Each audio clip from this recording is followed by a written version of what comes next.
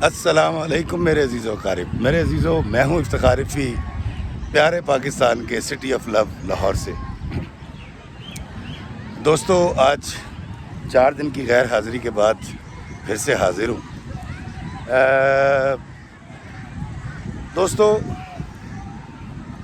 گل خان کی عمر تقریباً 55 سال کے قریب تھی اور وہ کیمپ جیل لاہور میں ایک قیدی تھا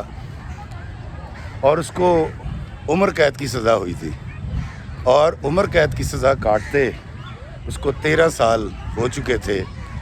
اس کی زندگی کا قید کا 1 سال باقی تھا جب میری گل خان سے کیمپ جیل لاہور میں ملاقات ہوئی۔ دوستو، میں نے گل خان سے پوچھا کہ آپ تو بڑے اچھے بارش اور بڑے نیک آدمی ہیں، اور گل خان قرآن پاک پڑھایا کرتا تھا قیدیوں کو، اور اکثر امامت بھی وہی کروایا کرتا تھا سینٹرل جیل میں لاہور میں۔ تو میری ان سے ملاقات ہوئی اور میں نے ان سے پوچھا، میں نے کہا یار گل خان، آپ تو بڑے نیک، بڑے اچھے اور بڑے پیارے انسان لگتے ہیں، اور یہاں آپ دیکھیں دین کی تعلیم بھی دے رہے ہیں، تو کیا میں یہ جان سکتا ہوں کہ آپ جیل میں کیوں ہیں؟ آپ جیسے شخص کو تو آزاد ہونا چاہیے تھا اور کسی اچھی پوسٹ پہ ہونا چاہیے تھا، یا کم از کم آپ یہ ضرور کر رہے ہوتے کہ آپ پریچنگ کر رہے ہوتے۔ تو گل خان نے بتایا کہ اس کا تعلق KPK کے ایک دور دراز علاقے سے ہے، اور ہوا یوں تھا کہ گل خان کا ایک بیٹا تھا جس کی عمر تقریباً 18 سال تھی، 19 سال تھی، اور اس کا کوئی جھگڑا ہو گیا تھا کسی علاقے میں، اس کے علاقے میں۔ اس جھگڑے کے اندر گل خان کا جواں سالہ بیٹا قتل ہو گیا۔ قتل ہونے کے بعد گل خان نے ایک اچھے پاکستانی کی طرح عدالتوں کا دروازہ کھٹکھٹایا،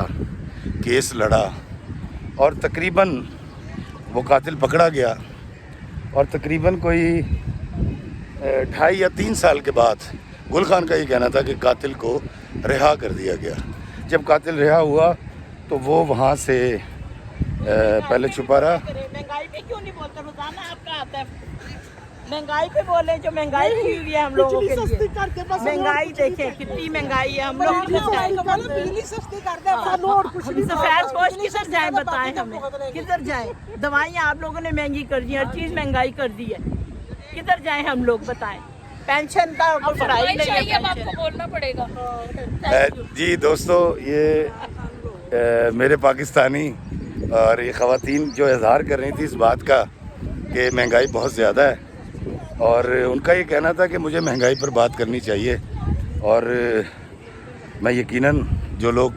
کرتا دھرتا ہے اور سن رہے تھے وہ ان خواتین کی بھی سنیں کہ مہنگائی بہت زیادہ ہے۔ تو دوستو، میں آپ کو گل خان کی بات بتا رہا تھا کہ وہ کہتا جی اس کے بیٹے کو قتل کر دیا گیا، اور قتل کرنے کے بعد 2.5 سال جب وہ مقدمہ لڑتا رہا تو اس ملزم کو، جو کہ گل خان کی نظر میں مجرم تھا، عدالت نے باعزت بری کر دیا۔ وہ ملزم بری ہونے کے بعد یورپ کے شہر، یورپ کے کسی ملک میں جا کر سیٹل ہو گیا، اور گل خان نے یہ قسم کھا لی کہ میں اپنے بیٹے کی موت کا بدلہ لوں گا۔ گل خان نے اس دن کے بعد پیروں میں جوتی نہیں پہنی منت کے طور پر، یہ اس کا کہنا تھا، اور وہ ڈب میں یعنی نیفے میں ایک پستول لگائے اس لڑکے کا انتظار کرتا رہا جس نے اس کے بیٹے کو قتل کیا تھا۔ دوستو، وقت گزرتا گیا، تقریباً 14 سال کے بعد وہ لڑکا جو کہ یورپ کے ملک پرتگال میں سیٹل ہو گیا تھا، وہ اپنے ملک واپس آیا۔ گل خان کو اس بات کی اطلاع تھی کیونکہ وہ اس کی سو میں رہتا تھا، ٹو میں رہتا تھا، اور گل خان نے ایئرپورٹ سے نکلنے کے بعد جب وہ پشاور کی طرف جا رہے تھے تو اس نے ہائی وے کے اوپر اس کو گولی مار کے قتل کر دیا۔ اور گل خان نے تھانے جا کر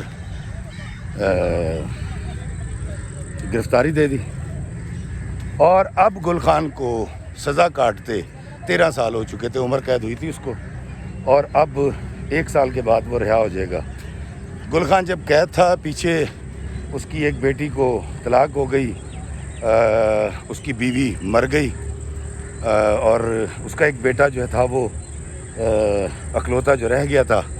وہ باپ کے سر پہ سایہ نہ ہونے کی وجہ سے نشے کا شکار ہو گیا، اور اس کے گھر کا شرازہ بکھر گیا۔ میں نے گل خان سے پوچھا، میں کہا گل خان تم نے ایسا کیوں کیا؟ کہتا جی کیونکہ مجھے عدالتوں پہ یقین نہیں تھا، اور میرا یہ ماننا ہے اور یہ کہنا ہے کہ عدالتوں نے میرے ساتھ انصاف نہیں کیا تھا۔ اگر مجھے انصاف ملا ہوتا تو میں ایسا نہ کرتا۔ میں نے کہا گل خان یہ تو تم نے اس وقت کی سوچ تھی نا جب تم نے یہ عمل کیا تھا، تو تمہیں نہیں لگتا کہ تم نے غلط کیا تھا؟ تو گل خان کی آنکھوں میں آنسو آ گئے، اور گل خان نے کہا کہ ہاں میں آج اس بات کو تسلیم کرتا ہوں کہ میں نے غلط کیا تھا۔ مجھے عدالتوں کے فیصلے کو ماننا چاہیے تھا، مجھے یقین کرنا چاہیے تھا، اور یقیناً جج نے جو فیصلہ دیا تھا اس پہ مجھے آمنا صدقنا کہنا چاہیے تھا۔ لیکن چونکہ میرے اندر طیش اتنا تھا، غصہ اتنا تھا، اور میرے بیٹے کی جدائی کا صدمہ مجھے اتنا تھا، اور جو میری نموشی میرے ذات برادری میں ہوئی تھی اس میں اتنی زیادہ تھی کہ اگر میں اس کو نہ مارتا تو شاید میرا دماغ پھٹ جاتا، یا میں بیمار ہو جاتا، مجھے کینسر ہو جاتا۔ تو میں نے کہا گل خان اب کیا کہتے ہو؟ تو گل خان نے مجھے کہا کہ میں جب جیل میں تھا تو میرے رشتہ دار جب مجھ سے ملنے کے لیے آتے تھے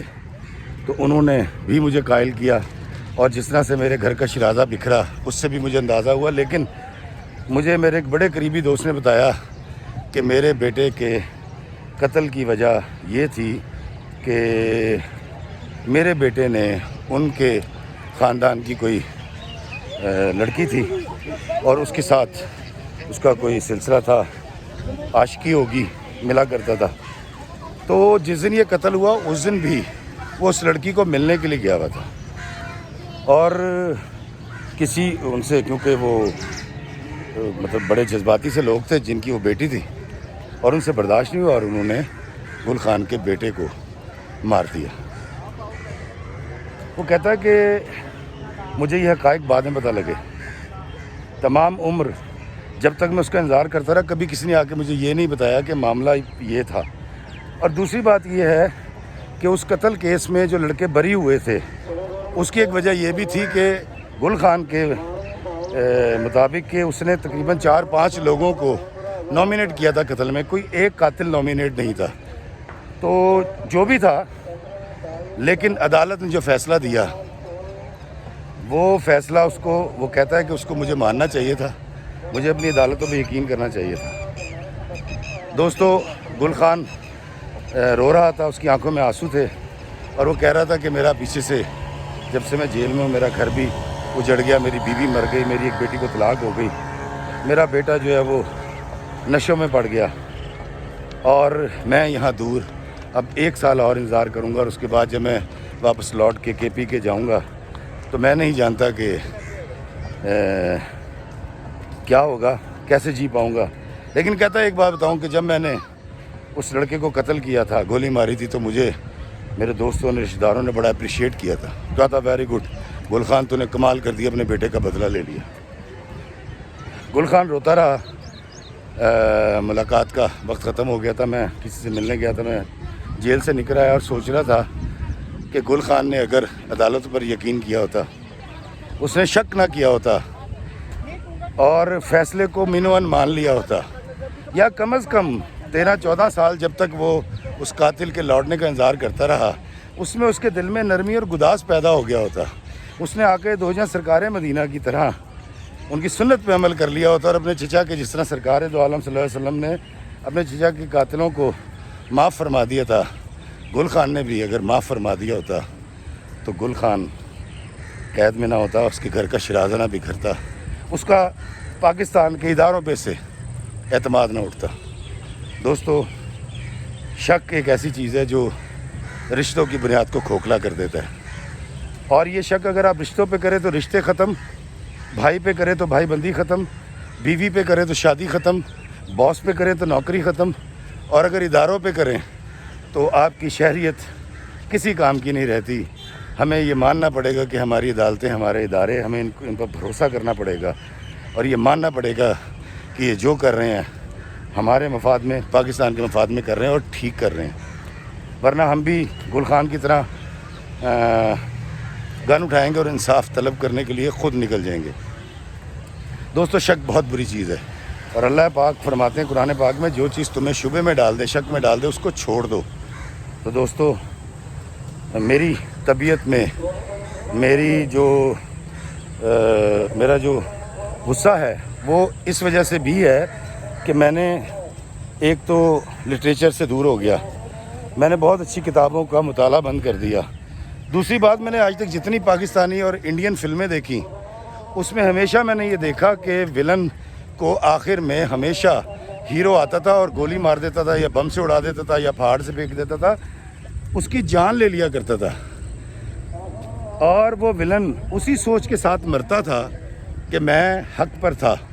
اس نے میری جان لے لی۔ لیکن میں نے کوئی ایسی فلم نہیں دیکھی جس میں کسی ہیرو نے کسی ولن کو آخر میں پکڑ کے گرفتار کر کے بٹھایا ہو اور اس کو پیار سے یہ بات سمجھائی ہو کہ کاکا تو غلطی پہ تھا، تو نے زیادتی کی ہے اور تجھے توبہ کرنی چاہیے، اور تجھے اپنی اس ساری غلطی کا احساس ہونا چاہیے۔ اور جب وہ ولن احساس کر لیتا تو ہیرو اس کو کہتا، جا تینوں معاف کیتا، جا سمرن جی لے اپنی زندگی۔ لیکن دوستوں، ہم ایسا کرتے نہیں ہیں۔ میں نے ساری وہ فلمیں دیکھی ہیں جس میں ہیرو نے ولن کو آخر میں قتل کر دیا تھا، تو کہیں وہ جوش، وہ جذبہ، اور کہیں وہ وائنڈ اپ میرے اندر رہ گیا ہے، اور مجھے بھی ایسا لگتا ہے کہ میرے اوپر ہونے والی ہر ظلم اور ہر زیادتی کا جو بدلہ ہے وہ میں نے لینا ہے، اور بدلہ لینا ہے، اور بدلہ لینا ہے، اور معافی نہیں دینی۔ اللہ پاک مجھے تحمل سے سوچنے، اپنے لوگوں پر، اپنے اداروں پر بھروسہ کرنے، اپنے ارد گرد کے لوگوں کے لیے آسانیاں تقسیم کرنے کی توفیق عطا فرمائے۔ اللہ ہمیں معاف کرنے کی توفیق عطا فرمائے، اللہ ہمیں آسانیاں عطا فرمائے اور آسانیاں تقسیم کرنے کا شرف عطا فرمائے۔ آمین۔ السلام علیکم ورحمۃ اللہ وبرکاتہ۔